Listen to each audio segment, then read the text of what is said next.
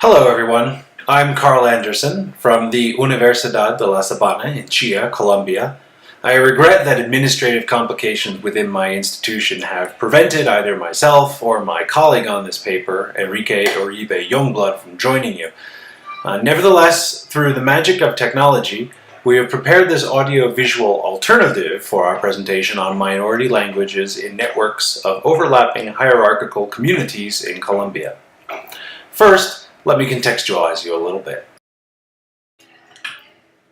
Colombia, situated at the juncture of Central and South America, has long been a zone of considerable linguistic and cultural diversity, resulting from the interaction of peoples from the Mesoamerican, Caribbean, Amazonian, and Andean spheres. According to the Colombian Ministry of Culture, some 68 indigenous American languages are still spoken by some 850,000 speakers in Colombia. Moreover, contacts with Europe and Africa during and since the colonial period have led to, apart from the majority Spanish language, the presence of one Spanish African Creole, one English African Creole, this latter alongside a variety of Caribbean English, as well as a number of Romani-speaking communities. Since the ratification of Colombia's constitution in 1991, all minority languages have been accorded official status within the territories where they are spoken and, in theory at least, the provision of bilingual education, Spanish and the community's language, is mandated.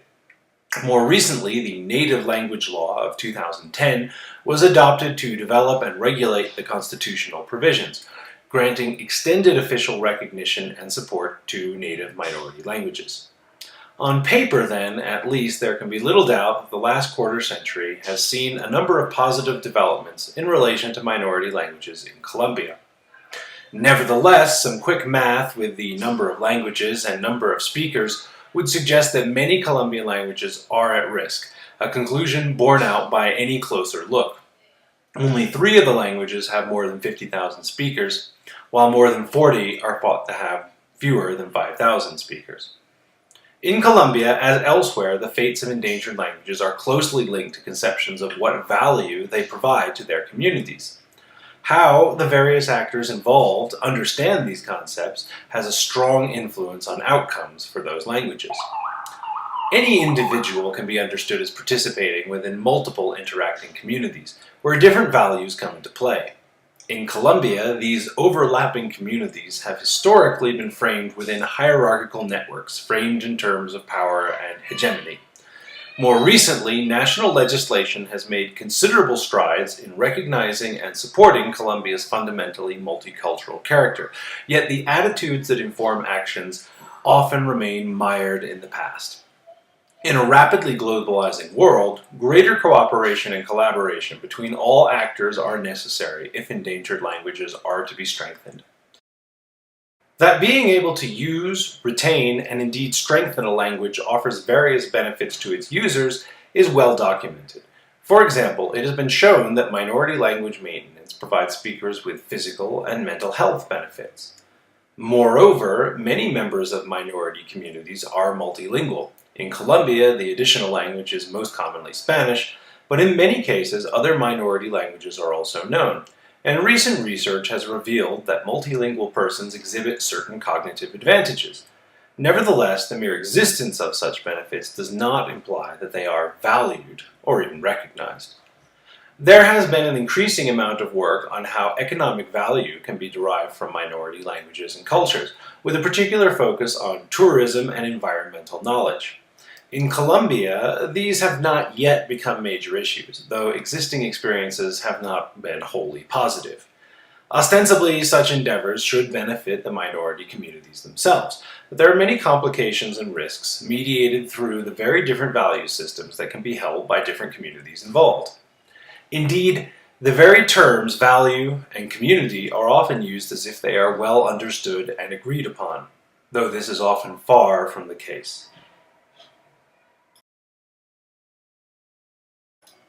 The concept of value has been variously addressed among philosophers, anthropologists, psychologists, sociologists, economists, of course, and even linguists.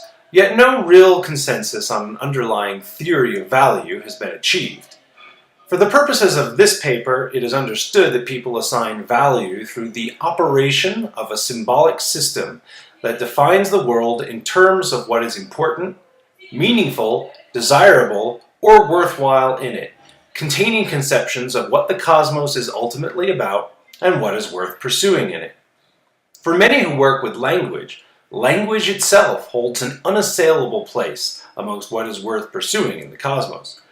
It is an enormous human impoverishment when a language with all its collective wisdom, beauty, and richness falls silent. Yet, not everyone shares such values. Otherwise, no individual would ever give up one or more of their languages, and no language would ever die.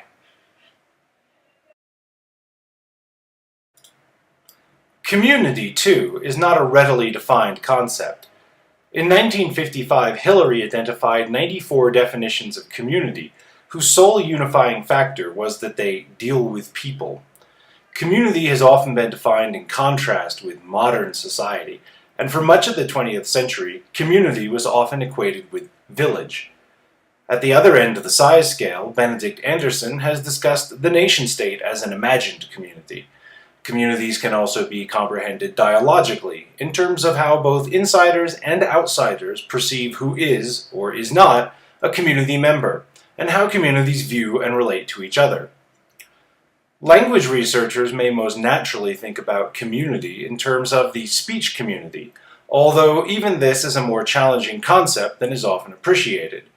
Nevertheless, if the essential criterion for community is that some significant dimension of experience be shared, then it might be agreed that for speech community, that shared dimension should be related to ways in which members of the group use, value, or interpret language. Admitting language as a factor in determining community membership further complicates questions of who is a member of a community, and the complications become even greater when additional communities are involved, as in the case of minority communities' relationships with the larger nation-states that encompass them. These, as we shall see, are critical issues for endangered languages and cultures in Colombia. The Spanish conquest of what is now Colombia in the 16th century effectively created the concept of an indigenous identity that implicitly united quite diverse native ethnic groups simply by defining them in opposition to people with a European-derived identity. During the colonial period, this new supra-ethnic identity in fact offered certain advantages, in that Indianness was a juridical and political position within the Spanish monarchy which opened avenues of collective political and judicial activity. However, in the wake of independence, Colombia's post-colonial government promoted the consolidation of a culturally homogeneous nation-state, and so, in a sense itself, a supra-ethnic, imagined community, including an aggressive de-indigenization policy. Accordingly, Indianness became a less potent instrument and was abandoned by many communities.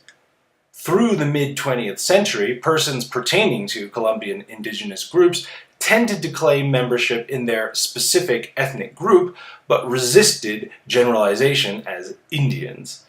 The state was content to leave the mission of civilizing indigenous peoples largely in the hands of the Catholic Church until the 1960s, when the first governmental agency concerned with indigenous affairs, the División de Asuntos Indígenas, or DAI, was established. Although the DAI performed poorly in its mission to promote indigenous interests, it nevertheless marked the start of an increasingly progressive governmental attitude towards ethnic minorities, in which academic criticism of existing government indigenous policies played a significant role. The process was not without conflict and setbacks, but it culminated in the new Constitution of 1991 that effectively reversed previous homogenist policies by recognizing both the nation's inherent multiculturality and the state's responsibility to protect this. Between the establishment of the DAI in the 60s and the Constitution of 1991, a number of new supra-ethnic indigenous movements emerged out of earlier rural movements focused on issues of land rights and reform. This was accompanied by a process of re-indigenization in which an increasing number of people, some of whom might even have previously disassociated themselves from an indigenous heritage entirely, began to claim supra-ethnic membership in an imagined community consisting of all Colombian indigenous peoples, alongside membership in a specific ethnic group. This reassertion of a common indigenous identity was fueled partially by awareness of other indigenous movements worldwide, but also by the Colombian state's increasingly progressive policies on indigenous land rights, taking advantage of which required individuals or groups to present an indigenous identity that could be recognized by the national authorities, much as had been the case in the pre-colonial period. In practice, just what is required for formal recognition of an indigenous group is not easily pinned down, though it generally requires demonstrating possession of culturally distinct customary practices and traditions. This is not always easy after centuries of acculturation, though use of a living language serves as something of a trump card. This motivates groups who have lost their language to seek some means of recuperating it, though it also leads to wrangling over who is or is not indigenous. Many Colombians have been affected by internal migration and displacement, not least the nation's ethnic minorities, for whom language loss and community fragmentation are amongst the many negative effects. For example, there are descendants of migrants from the Sierra Nevada de Santa Marta to the La Guajira Peninsula who consider themselves ethnically Wiwa, but whose communities have lost the Damana language still spoken by their relatives in the Sierra Nevada. There is tension not only within the Guajiro Wiwa communities about whether re-indigenization might be desirable, but also tension with Wiwa communities in the Sierra Nevada, amongst whom there is likewise debate about whether it is possible to be genuinely Wiwa without speaking Damana to begin with. In another example, an Embera family that moved from their ancestral territory in Chocó to Caquetá subsequently split into urban and rural communities, though the rural group no longer considers their urban relatives to be indigenous. Such situations create added problems for well-intentioned linguists and government officials who can hardly do anything without violating someone's beliefs about the community. Possession of a distinct language likewise plays a critical role in state recognition for Colombia's non-indigenous minority groups. Here, academic linguists have played critical roles in the formal recognition of the Afro-Iberian Palenquero Creole and the Afro-English San Andrés Providence Creole as languages rather than just bad Spanish or bad English.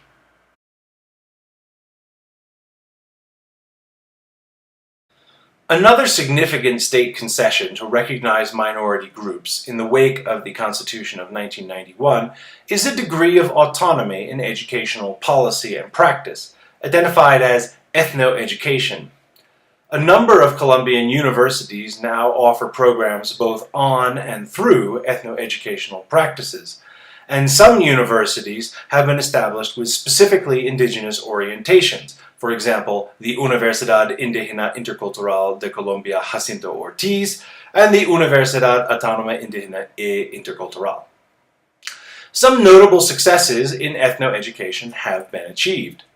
For example, between 1995 and 2009, the Cofán people of southwestern Colombia moved from the first linguistic description of their language in a master's thesis developed by a member of their community in a Colombian university in 1995, to the development of a complete primary and secondary school curriculum that teaches Cofán language and culture alongside Spanish and the Colombian national curriculum, with teachers trained and qualified in both tracks and a considerable selection of specialized printed and digital materials. However, the Cofán experience is something of an exception to the rule. Implementation of ethno-education policies has been more generally plagued with troubles, not least a shortage of appropriately trained teachers and materials. The situation is exacerbated by segregation of ethno-education from mainstream education, with responsibility for ethno-education shared between the Ministry of Education and the Ministry of Culture. Moreover, the historical use of education as a tool for acculturation has hardly been forgotten. These factors likely contribute to the suspicion with which any kind of state-mediated education, including ethnoeducation, is viewed by many ethnic minorities.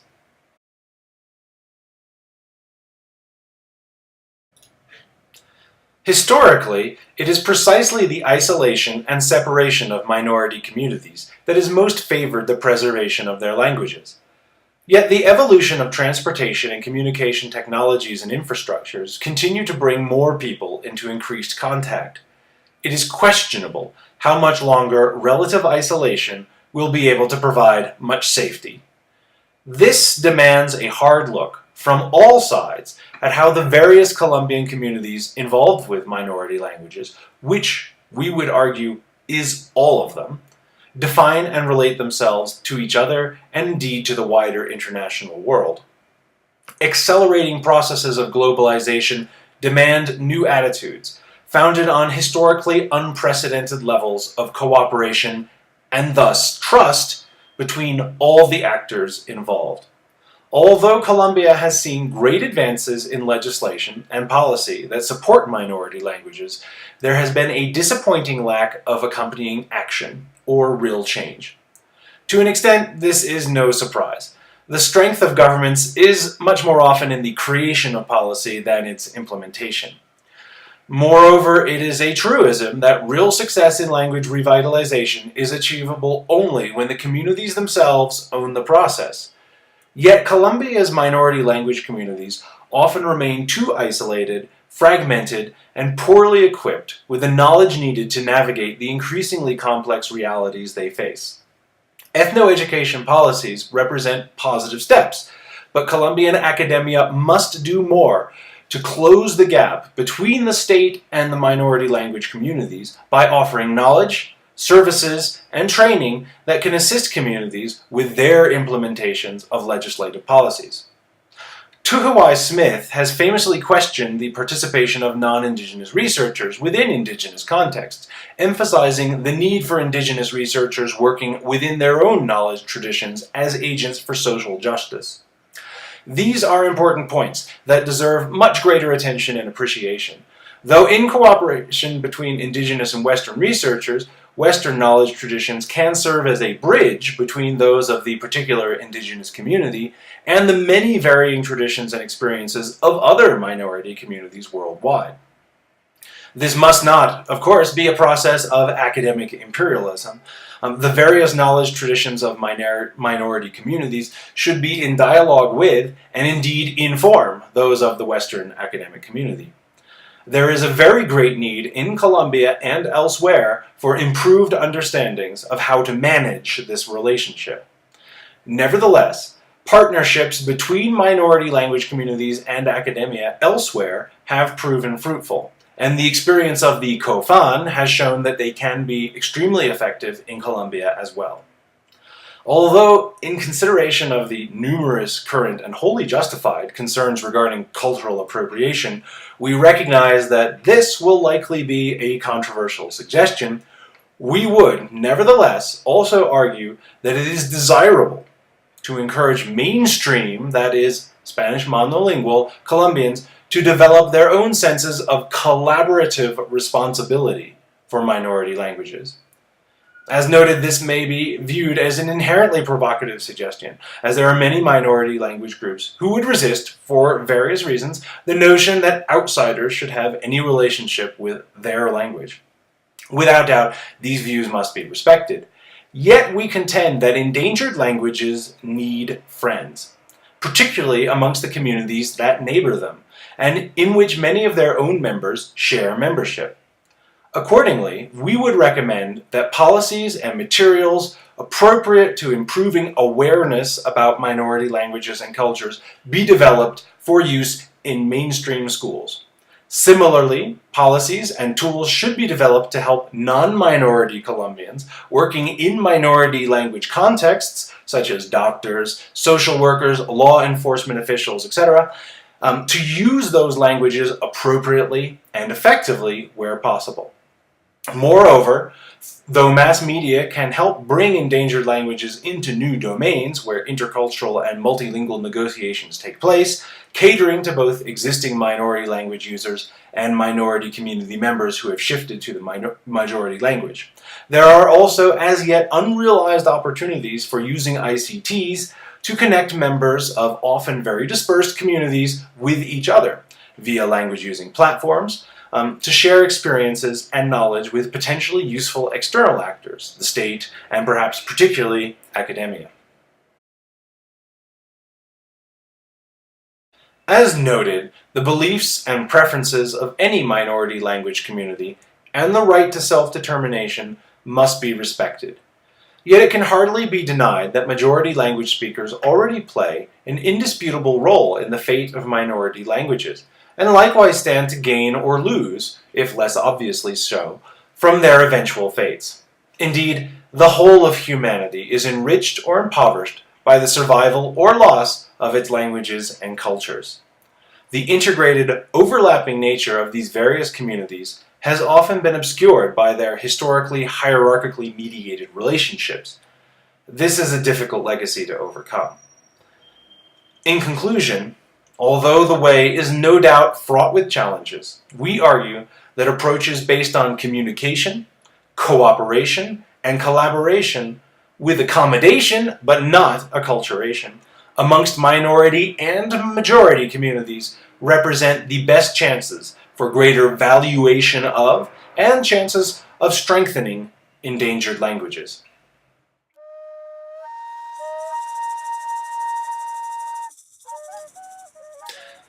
In closing, on behalf of my co-author, Enrique Uribe-Jongbloed, I would like to offer thanks from both of us for your patience with this somewhat unorthodox form of presentation.